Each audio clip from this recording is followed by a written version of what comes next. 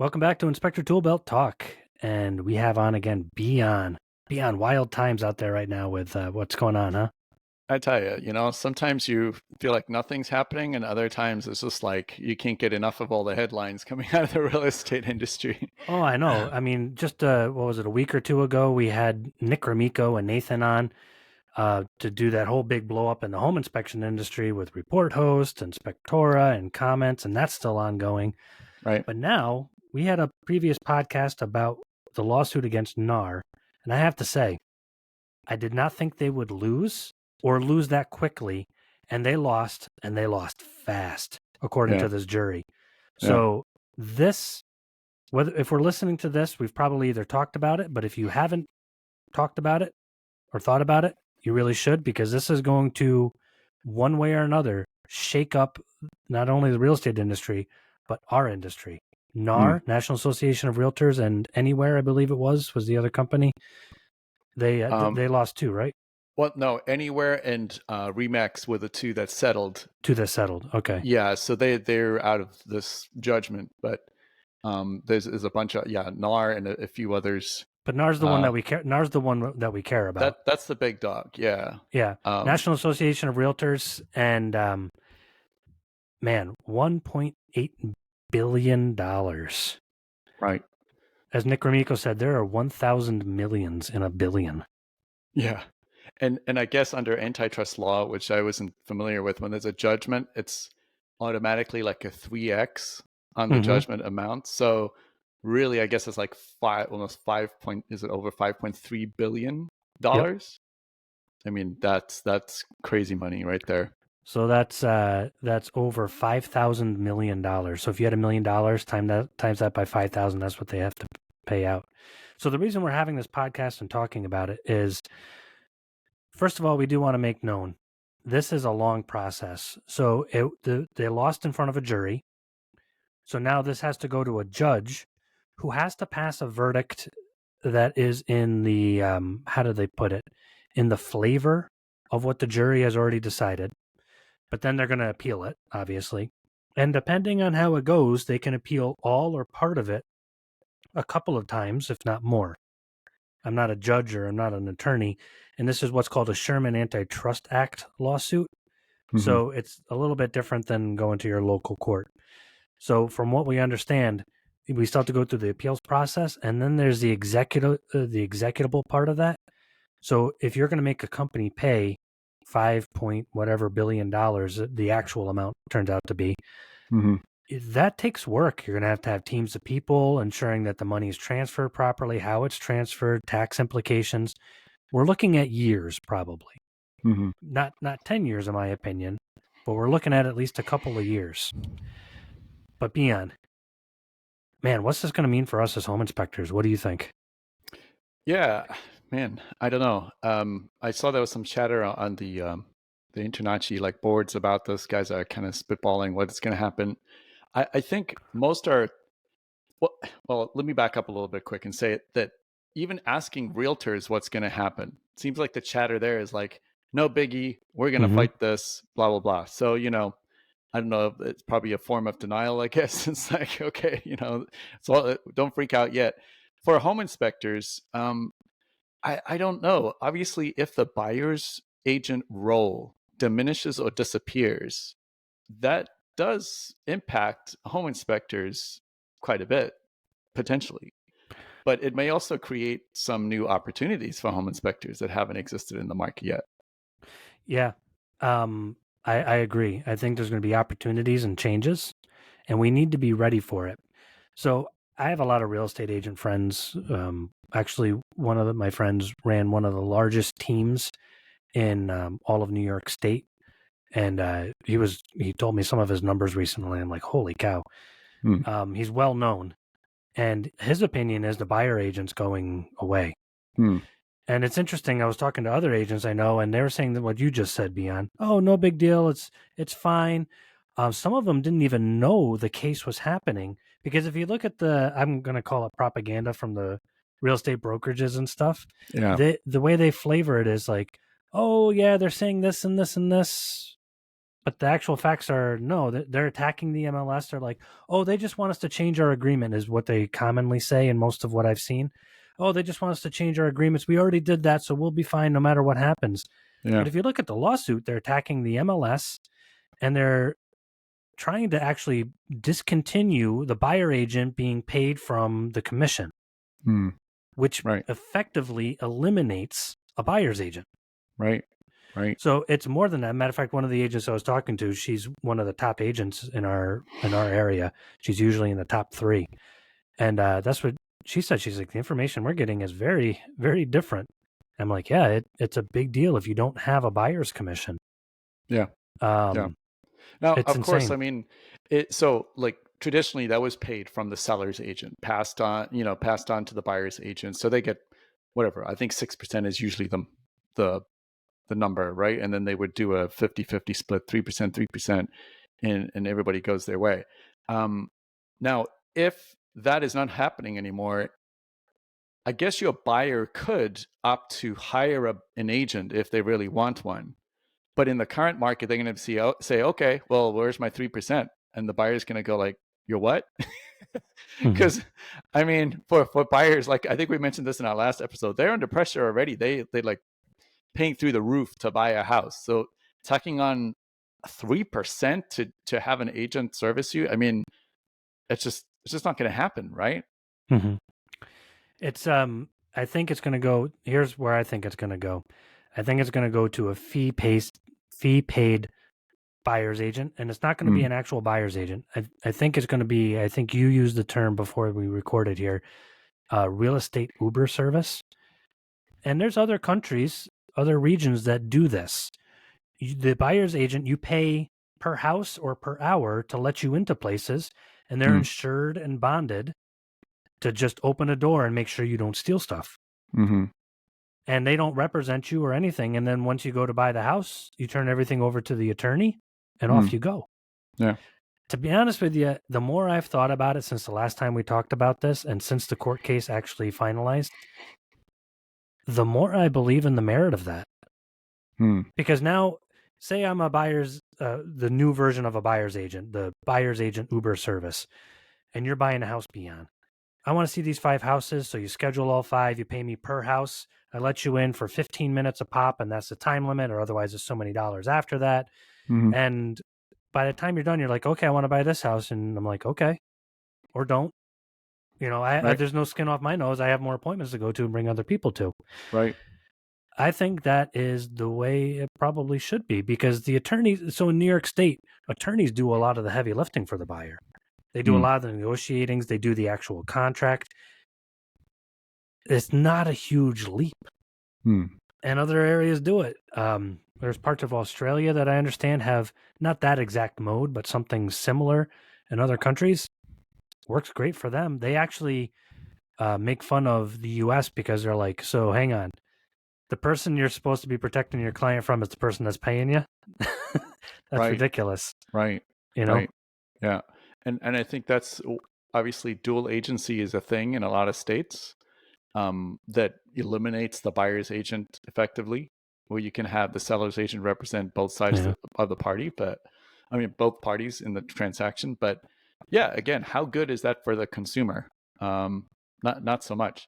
But okay, we had kicked around a couple of things. So like for home inspectors, how is this potentially maybe good for home inspectors? Because it's almost like we're seeing a whole new role develop in the real estate market. So if you're a home inspector and you're really sharp, you're looking at the situation, what do you think? How can we dig in? So, first of all, it's going to change who has initial point of contact for that client. So it's easy for us, and some home inspectors are going to say it's not easy. Listen, it's easy for us. We know that most of the real estate industry runs on the buyer's agent. We market as an industry, whether or not you agree with us or not, as a whole, home inspectors market to real estate agents. Direct to consumer has not been a great avenue for most companies. Some make it work, some don't. So now it changes who has point of contact. So how I envision it looking is if you want to go see a house, you click on that house and you click on the open schedule, and either you go to open houses, which I think are going to be more common now. I think there's people aren't going to want to pay $50 for 15 minutes for you to Right. let them in. Right. So they're probably going to have a lot more open houses and they're going to go to these things. So the initial point of contact is going to be a computer screen. It's not going to be, hey, let me talk to an agent. He's going to show me around. He's going to schmooze me. We're going to go out to lunch and talk about which house I liked best. I'm going to be sitting at a computer screen going, click. I'd like to see the house at that point. So open houses are going to be a lot busier, but I also think there's going to be a lot of showing services popping up. And the showing services is going to be key. How do we get in front of buyers? There's not going to be one solid instant contact. So a couple of things I think are going to be important for us as an industry. All those guys out there that have the website that they built in 1998 and it's still up and they say, I work off of agent referrals and this is my life now, that's going to go away.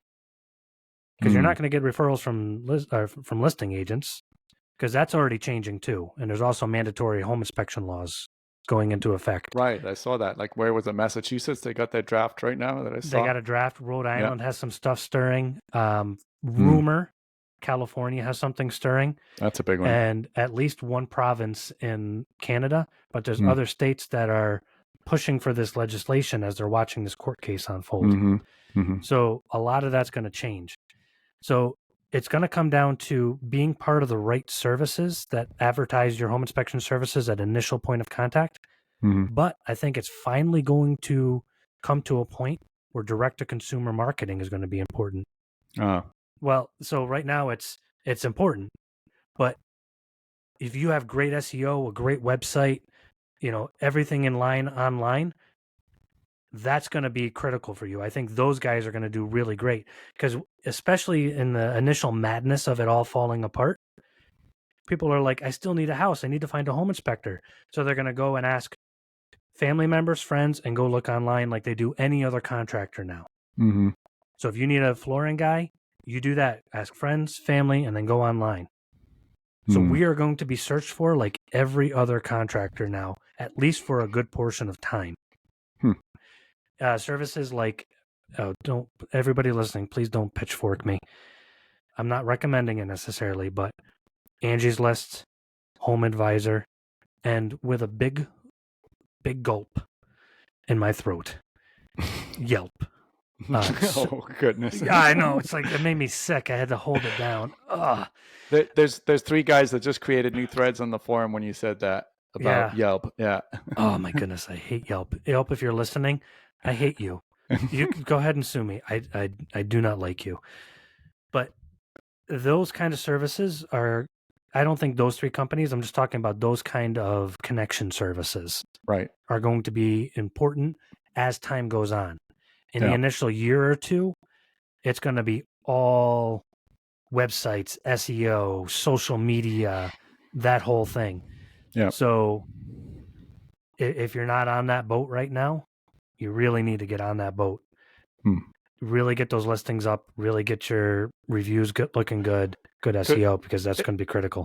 Because it's all part of, in this case, brand recognition, right? So somebody lands on the web and they're looking for home in this neighborhood. You want your stuff, your name being there sort of from the first point they're trying to search, so that by the time they get to the point where I need somebody, it's like, well, this name's been popping up everywhere, let's check them out, kind of thing. Yeah, and there's going to be opportunities for that, because I think places like Redfin and Zillow and all those are going to be where people go to now. Because if the MLS is severely restricted like they're planning on, it might just collapse. And then why wouldn't we just go to Zillow and Redfin anyways, even though they rely on the MLS? They don't in a lot of areas. Like the MLS in my area actually banned Zillow or part of their usage. Okay. So it's not necessarily going to be the end of all multiple listing services. And that's really what a Zillow type company is. So having your ads up on places like that is going to be important. So we're going to see a lot of low ROI ads. So ads that you can't measure. So you can measure, and that's something that we talk about a lot, but you're at face next to a house that somebody's listing saying, when you need a home inspector, call this guy. That might be the only time that they actually get to see you. And you're not going to be able to connect directly with them because they're still looking at a house. So you're not going to be able to say, I got 20 inspections last month because of my ad on Zillow. We're going to have to throw a lot of ads out there that we're not going to be able to measure the return on. Right. So that's going to be critical. Marketing to past clients is also going to be very important. Gone are the days where you're going to have, oh, okay, well, I work for this family because this agent works for that family, and then she always refers me. Now they're going to be like, who's that guy? Who is that home inspector we used? I don't know. Just go to the internet. Right. We want to be marketing to the past clients, so when their family needs a home inspector, oh yeah, he just emailed me. Send them the little calendar to stick on their fridge with our name and company on it. Just anything to stay in front of previous clients, because again, in my opinion, it's going to be internet and referrals from family and friends. Because there's no skin in the game for the buyer's agent at that point. They don't care who you hire. Their commission is just on opening the door. Right. Yeah. So for a home inspector, then, if I'm thinking like diversification, because we're always looking to how can we further diversify our business. And you mentioned this like showing service, this new thing that's coming up. Now, okay, let's preface this with, guys, we talking in the future here. We're like going, like we said, this is going to take a while, but is that a cool spot for a home inspector to, like, if these showing services start being a thing as a home inspector, wouldn't that be an opportunity? Hey, this is one part of my business. I got the showing service. You get your first foot in the door. And if you need the home inspection, we do that too, kind of deal. Yeah. Okay. So everybody write this down. Beyond's talking about my big idea, and I thought he didn't want me to mention it, but here's my big idea. So write this down. I'm going to give this to you for free. So if somebody's going to pay a buyer's agent to go and just open doors, why can't we, in areas where we have super key access and all that stuff, and that's not hard to get, by the way, if your organization, your local real estate association won't let you have it, actually contact Nick Ramico. He already said we're bonded if we're international members, and he can say, hey, listen, they're bonded, you need to push this through. But anyways, if we start showing services, we get to be first point of contact. So hear me out. My wild, crazy idea. We as a home inspection industry, and I would love to see Nashi do this because they have the infrastructure for it already, or IREP, Nick Ramico's thing with that other association he started for real estate agents. Somebody pays us $50 for 15 minutes. We open the house and show them in. Maybe we point out a couple things. Hey, that light switch is broken. Hey, look at that foundation wall is bowed. Wow, thank you. We may just have a listing service that just makes appointments for us and we show up. Now, as that expands, we don't have to be there as the inspector. We can send our employee with our company's shirt, hands them a business card. When you need a home inspection, let us know. Now, who are they hiring? Some random home inspector they found on the internet, or the company that has showed them 30 houses? Maybe even pointed out a thing or two that might have been wrong with a couple of them and saved them some money. Oh my goodness, that sounds amazing. We would be first point of contact. We would take the place of the agent. So my idea is, if this goes the way that it seems like it's going, we start a showing service as home inspectors. We're insured, we're bonded, and in most states and provinces, we're licensed. We have more than any buyer's agent. And I think most buyer's agents for a while will hang out and say, oh, well, I'll take a couple of dollars here or there. And then they realize as their car's burned out that they're just going to get a different career. When we as home inspectors have the advantage, because now we don't need contract negotiation stuff or any of that. Our job is literally to unlock a door, and it's not a conflict of interest. We're not doing anything except letting people in. Right. Oh, my goodness. So I think personally, if we can make that happen, that would be glorious. I would love to see Nick do that.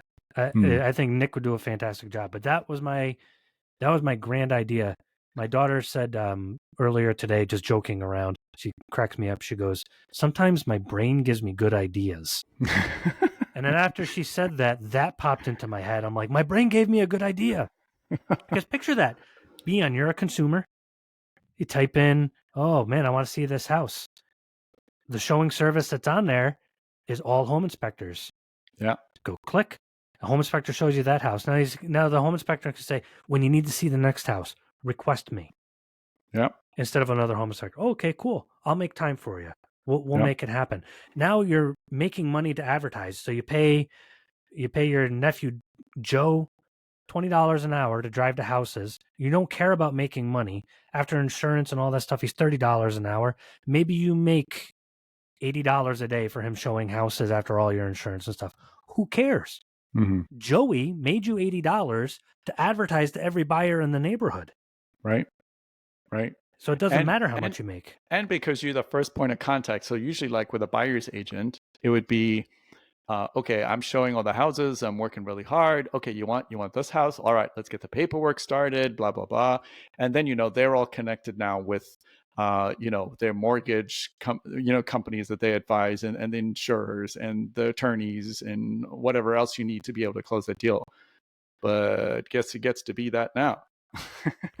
so isn't there potential there you could work out referral arrangements to closing attorneys and whoever else you need to be able to, not that you are doing that deal, but you're handing it off, you're referring, saying, hey, here you go, take care of this guy, they want this house. So there is potential for that, but I also think there's potential for problems with that. Personally, I would actually stray away from that. Mm-hmm. If you wanted to turn it into a referral service, agents get kickbacks. Most state laws, you can't get kickbacks as a home inspector, but this is a different service. Maybe if you started a secondary service and you did it under another company name, I don't know. There's a lot of details in it that I don't know yet. But there's ultimately, opportunity. That's the bottom opportunity. line. Yeah. I don't know of any law in any state that would prohibit that. If somebody said, Ian, can you go let me into this house? If I have permission to let them into that house, I did not perform an inspection. I'm not working under my license. All I did was open the door. We could do it now if we wanted. So all I'm saying is prepare now. If it's this idea or another, the ones that prepare now are going to own the market. But I do have a worry about the market. If we don't do it, like Nashi or something like that, companies like Inspectify, I know you're listening. We can see metrics on who's listening to our podcast. Not specifically, but there's a little bit of a dense circle right around your headquarters there of listeners. Hello to all our competitors listening to us. Yeah. Hi. Yeah. Inspectify is going to capitalize on that.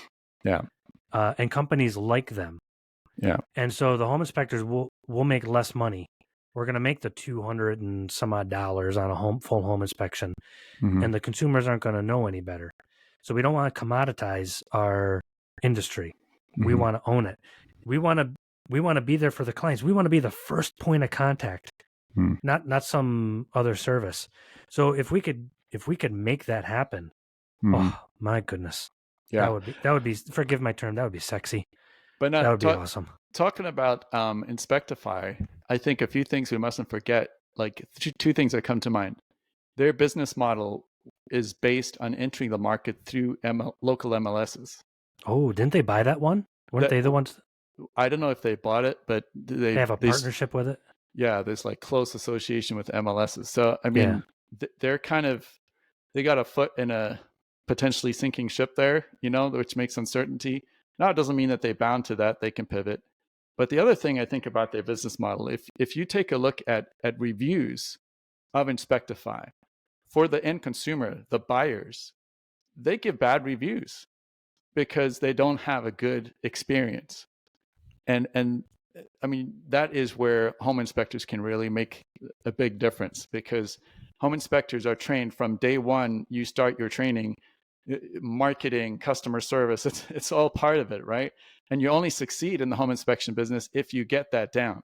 So, by applying all of that to a new opportunity like this, I'm excited to see what the guys are all going to come up with, and maybe you have some like tweaks of this idea. Maybe you don't want to share your idea because you want to capitalize on it, but like I bust Ian's idea out in front of everybody, but I think it's a good idea to start thinking about, right? Because now's the time to Yeah. start planning for something like that potentially. So if we're a home inspector, we should plan with number one. It doesn't hurt in this market. It will benefit us now to get our online presence upgraded, kicking really hard. Because whether this goes down or not, that's still going to help us. So it's not like you lose anything if it doesn't go down. But if it goes down, you're going to be glad you have it. And it takes months and years to build up. So start now. The other thing is prepare with ideas. How can we adjust to the changing market? To be honest with you, the more I think about my idea, the more I think that is gold on a stick. I'm loving it. And don't freak out. This is going to be what a lot of home inspectors have wanted for many years. As a home inspector that's a client of ours, we do his website and all this other stuff, and he's always talking about how he hates marketing to agents, like a lot of home inspectors do. And he's like, there has to be some way. And he emails me all the time. There has to be some way. And I'm like, hey man, we just got to wait for the opportunity. This is it. You want to talk about an opportunity? This is it. Now we can bypass everybody and we be the point of contact. So prepare now. Online presence, get your ideas together, adjust our business. This is the time to do it. Yeah, no, great ideas. Now, you mentioned open houses. So I just got one thing I thought of with open houses. Could it be that sellers agents start doing open houses and that becomes kind of a, like you said, a really big thing? Where does that leave us? Well, that's who do open houses now, or sellers agents. Oh, it is? Okay. Yeah, so if they want to have their listing, there will be a measure, I think, of sellers agents trying to fill that gap because they're not going to be happy about this. Right. And there's going to be a lot of fighting to get the last vestiges of what's left, and that's going to be listings. So there are a lot of agents, a lot more agents and brokers than there are home inspectors. If this actually happens, if it happens, you will eradicate at least 2/3 of the industry or more. So sellers agents are going to be desperate to try to fill those voids. So I think they're going to try to take on the role of, oh yeah, let me help you along here. I can let you into the house. My assistant will let you into the house. We can't avoid that. And they'll still pass out some business cards. But with the changing laws, I mean, there's some areas where there's, in some cities where there's half a dozen lawsuits going on right now of people against agents for encouraging their clients to skip the home inspection. There's lawsuits going on all across the U.S. I don't know about Canada, but all across the U.S. So the sellers agents are going to be nervous about doing that, the good ones that are left.